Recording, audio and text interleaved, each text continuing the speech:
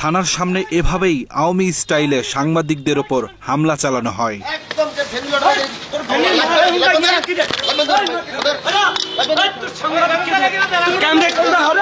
ঘটনার সূত্রপাত বুধবার বিকেলে চাঁদপুরের ফরিদগঞ্জ থানার ভারপ্রাপ্ত কর্মকর্তা শাহ আলমের বিরুদ্ধে ঘুষ নেওয়ার অভিযোগে মানববন্ধন করে ফেনীর নুসরাত জাহান রাফি হত্যা মামলার সাজানো আসামিদের পরিবার। 16 জন আসামিকে টিভি এবং সালাম টিভি এভাবে নৃশংসভাবে তাদেরকে ফাঁসিয়ে দিয়ে 16টি পরিবারকে রাস্তায় নামিয়ে দফায় দফায় টাকা নিয়ে লাখ লাখ টাকা হাতিয়ে ফেলছে। আমরা এখানে থানার সামনে দাঁড়াইছি ব্যানার নিয়ে, কিছু লোক নিয়ে আমাদেরকে নৃশংসভাবে কোনো কথা বলার সুযোগই দিন। 4-5 জন সন্ত্রাসী আমাদের তো হামলা করতেছে, আমাদেরকে ওরা গালিগালাজ দিতেছে, আমাদেরকে বলছে এখান থেকে চলে যায়, এখানে কোনো দাঁড়াতে পারবি না। মানববন্ধন শুরু হবার কিছুক্ষণের মধ্যেই একদল সন্ত্রাসী তাদের উপর হামলা চালায়, এতে বেশ কয়েকজন আহত হয়। এ সময় বাংলা এডিশন সহ কয়েকটি গণমাধ্যমের ক্যামেরা ছিনিয়ে নেয় দুষ্কৃতকারীরা। ফেনী সোনাগাজী থানার কিছু ভুক্তভোগী মানুষ যারা, তাদের কিছু অভিযোগ ছিল, সুনির্দিষ্ট কিছু অভিযোগ ছিল। তো এরকম একটি অবস্থায় আমরা যখন দেখলাম যে ওই নারীরা যখন জড়ো হচ্ছিলেন, 40 থেকে 45 জন নারী জড়ো হচ্ছিলেন, প্রস্তুতি নিচ্ছিলেন একটি মানববন্ধন করার, ব্যানারটি ধরেছেন ঠিক মানে কয়েক মিনিটের মাথায়, 3-4 মিনিটের মাথায় আমরাও প্রস্তুত হচ্ছিলাম যে আমরা বিরোধ করব। এরকম একটি সময় হঠাৎ করে আচমকা দুটি মোটরসাইকেলে 3 থেকে 4 জন মানুষ, আমরা আসলে তাদেরকে চিনি না, আমরা যেহেতু এখানকার স্থানীয় না, তারা এসে অতর্কিতভাবে সেই নারীদের উপরে হামলে পড়েন এবং তাদের কাছ থেকে ব্যানারটি ছিঁড়ে ফেলেন, ছিনিয়ে নেন এবং অকথ্য ভাষায় গালাগালি করেন। এক পর্যায়ে তাদের গায়েও হাত তোলেন, আমাদের কাছে সেই ফুটেজও আছে। এবং ওখান থেকে আবার উল্টো দিকে যেহেতু আমরা দাঁড়িয়েছিলাম, আমাদের ক্যামেরা ছিল, আমাদের দিকেও তারা তেড়ে আসেন এবং আমাদের ক্যামেরায় আক্রান্ত হয় এবং আমার ক্যামেরাম্যান কে তারা ধাক্কা দিয়ে ফেলে যান। আমি নিজেও এখানে ধস্তাধস্তির মধ্যে পড়ে যাই, আমার ক্যামেরাম্যান আহত হয় এবং এক পর্যায়ে তারা আমার ক্যামেরাম্যানকে ধাওয়া দিয়ে ধরে তারপরে আমার ক্যামেরাম্যান এর কাছে প্রথমে তার কাছ থেকে মেমোরিটা নেয়, সেই মেমোরিতে কিছু পায় না, পরে আমার ক্যামেরাম্যানের কাছ থেকে কিন্তু তাকে মারধর করে 3 জন পরে এসে তার কাছ থেকে ক্যামেরাটি ছিনিয়ে নেয়। আমি বাংলা এডিশনের ক্যামেরা পার্সন। এখানে ফরিদগঞ্জ থানা মোড়ে একটি মানববন্ধন হইতেছিল পিবিআই এর প্রধান বনজ কুমারের বিরুদ্ধে বিভিন্ন ধরনের অনিয়মের অভিযোগের। আমি ওখানে নিউজ কাভারের জন্য ফুটেজ দিয়েছিলাম। ওই সময় কিছু দুষ্কৃতকারীরা এসে আমাদেরকে আক্রমণ করে, ওখানকার মহিলাদের টর্চার করে এবং ব্যানার ট্যানার ছিঁড়ে ফেলে এবং আমাকে মারধর করে এবং ওই সময় আমার থেকে ক্যামেরা ছিনিয়ে নিয়ে যায় এবং আমাকে প্রাণনাশের হুমকি ধামকি দেয় এবং বলে যে তোকে মেরে ফেলবো, বাঁচতে চাইলে এখান থেকে পালিয়ে যা। ঘটনাটি তাৎক্ষণিকভাবে চাঁদপুর জেলা পুলিশ সুপারকে জানানো হলে দ্রুত ব্যবস্থা নেয়ার আদেশ দেন তিনি। চাঁদপুরের ঘটনায় আজকে আপনাদের যা ঘটেছে সেটা নিশ্চয়ই আপনি শুনেছেন, এটার প্রেক্ষিতে পুলিশ কোনো ব্যবস্থা নিচ্ছে কিনা? চাঁদপুরের ঘটনাটা আমরা শুনেছি। এই ঘটনাটা জানার সাথে সাথে আমাদের তারা থেকে একাধিক টিম বের হয়, তারা এই ঘটনার সাথে জড়িত তাদেরকে গ্রেপ্তার করার জন্য এবং যে ক্যামেরা বা মেমোরি কার্ড যেগুলো লুণ্ঠিত হয়েছে এগুলো উদ্ধার করার জন্য। এছাড়া আমরা ডিবি পার্টিকেও এখানে মোতায়েন করে এ ব্যাপারে আইনানুগ ব্যবস্থা গ্রহণ প্রক্রিয়াধীন রয়েছে এবং এর সাথে যারা জড়িত তাদেরকে গ্রেপ্তারের অভিযান অব্যাহত রয়েছে। বাংলা এডিশনের পক্ষ থেকে ফরিদগঞ্জ থানায় একটি মামলা করা হয়েছে। এরপরই জড়িতদের গ্রেফতারে অভিযান শুরু করে পুলিশ। এ সময় আশেপাশে থাকা সিসি ক্যামেরার ফুটেজ দেখে বেশ কয়েকজনকে চিহ্নিত করা হয়। এদিকে চাঁদপুর জেলা বিএনপির সভাপতি শেখ ফরিদ আহমেদ মানিক বাংলা এডিশনকে জানান, ঘটনার সাথে বিএনপির কোন নেতাকর্মী জড়িত থাকলে তাদের বিরুদ্ধে সাংগঠনিক ব্যবস্থা নেওয়া হবে। আমরা আসলে আপনার এই মেসেজটা আমরা পেয়েছি, নিউজটা পাওয়ার সাথে সাথে আমরা আমাদের একটা ইনভেস্টিগেশন কমিটি করেছি এবং তারা ইনভেস্টিগেশন করছে। অলরেডি একজনকে এর সাথে সম্পৃক্ততা পাওয়া গেছে, তাকে তার পদ থেকে স্থগিত করা হয়েছে, সে জেলা দলের একজন সদস্য। বাকি যারা আছে তাদেরকে আমরা কালকের মধ্যে খুঁজে বের করে তাদের ব্যবস্থা নেব। আমাদের ভারপ্রাপ্ত চেয়ারম্যান মাননীয় তারেক রহমান সাহেবের একেবারে স্ট্রেট ফরওয়ার্ড আপনার নির্দেশনা, কোন ধরনের কোন অযৌক্তিক কেউ যদি কোনো কাজের সাথে লিপ্ত হয় তার বিরুদ্ধে কঠোর ব্যবস্থা নেওয়ার জন্য আমাদেরকে বলে দিয়েছে। আমরা সেভাবে ব্যবস্থা নিচ্ছি। আপনাকে এতটুকু আশ্বস্ত করতে পারি আমাদের চাঁদপুর জেলা বিএনপির পক্ষ থেকে।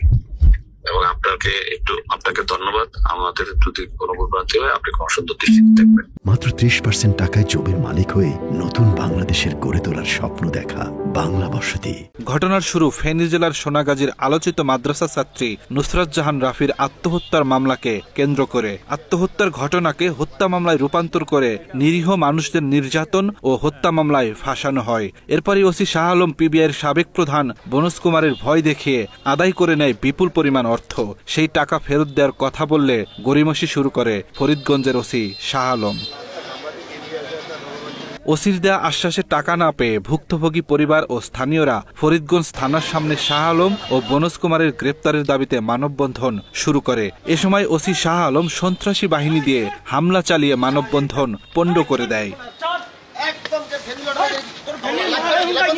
ভুক্তভোগী পরিবারগুলোর অভিযোগ, মামলার নামে 16 জন নিরীহ ব্যক্তিকে রিমান্ডে নিয়ে মধ্যযুগীয় কায়দায় পাশবিক নির্যাতনের পাশাপাশি নগদ টাকা ও স্বীকারোক্তি আদায় করা হয়। এ সময় তারা ওই পুলিশ কর্মকর্তার দৃষ্টান্তমূলক শাস্তি ও অর্থ ফেরতের দাবি জানায়। ফেনীর সোনাগাজী নুসরাতের মামলা আসামি স্বজনেরা আমাদের কাছ থেকে পিবিআই শাহ আলম বনজ কুমারের কথা বলি যে রিমান্ডে নির্যাতনের ভয় দেখায় যে টাকাগুলো নিয়েছিল, আজকে এত বছর যাবৎ উনি আমাদেরকে টাকাগুলো দিবে আশ্বাস দিয়েছিল। উনি আমাদেরকে টাকাগুলো দিচ্ছে না। তা বিধায় আমরা আজকে সকল ফ্যামিলির লোকজন নিয়ে আমরা ওইখানে ফরিদগঞ্জে গিয়েছিলাম মানববন্ধন করার জন্য। ওইখানে যাই আমরা মাত্র দাঁড়াইছি, আমাদের সাংবাদিক বাইরেও ছিল ওইখানে। তারা 2জন সন্ত্রাসী, শাহ আলমের ভাড়া করা সন্ত্রাসী এসে প্রথমে আমাদের সাংবাদিক বাইরের উপর হামলা করে তাদের ক্যামেরাগুলো ভেঙে ফেলছে। তারপরে তাদেরকে ধাক্কা দিয়ে অনেক আঘাত করছে এবং কি মহিলাদেরকে অকথ্য ভাষায় গালিগালাজ করছে এবং কি তাদের কাছ থেকে ব্যাগ মোবাইল যা পাইছে তাই কিছু সবকিছু নিয়ে গেছে।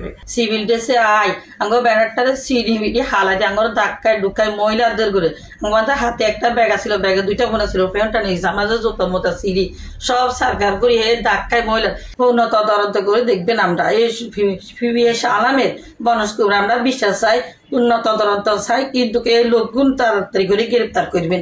আজকে আমরা নিরুপায় হই আমরা ফরিদপুর মানববন্ধনে দাঁড়াইছি। দাঁড়াইবার পরে হের ফালত সন্ত্রাস দিয়ে আমাদেরকে মারধর করে অসম্মানী করি, ব্যাগ মোবাইল টাকা পয়সা যা আছে সবগুলা নিয়ে গেছে, আমাদের ব্যানারটাই নিয়ে গেছে। আমরা দ্রুত শাহ আলমের আইনের আওতায় আনা চাই, শাহ আলমের বিচার চাই, আমাদের টাকাগুলো আমরা ফেরত চাই। আমাদের একটা মোবাইল ছিল ওর ধরা খাওয়ার পরে, ওই মোবাইলটা শাহ আলমের কাছে ছিল।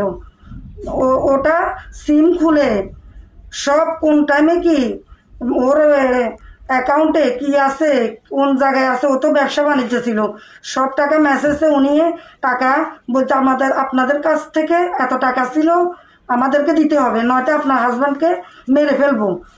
এটা এভাবে নির্যাতন করছে। আর আজকে আমি টাকা পাবো এতগুলা, ওটার জন্য গেছি। যাওয়ার পরে ওরা আমাদেরকে দাঁড়াইছে, টাকার কথা বলছি, আর আমাদের উপরে হামলা চালাইছে। আমার একটা ভ্যানিটি ব্যাগ ছিল, ওটার মধ্যে টাকা ছিল, মোবাইল ছিল, সবগুলা নিয়ে গেছে। তবে এ বিষয়ে শাহ আলমের সাথে যোগাযোগ করলে অভিযোগ নিয়ে কোনো মন্তব্য না করে দ্রুত আসামিদের গ্রেপ্তারের আশ্বাস দেন তিনি।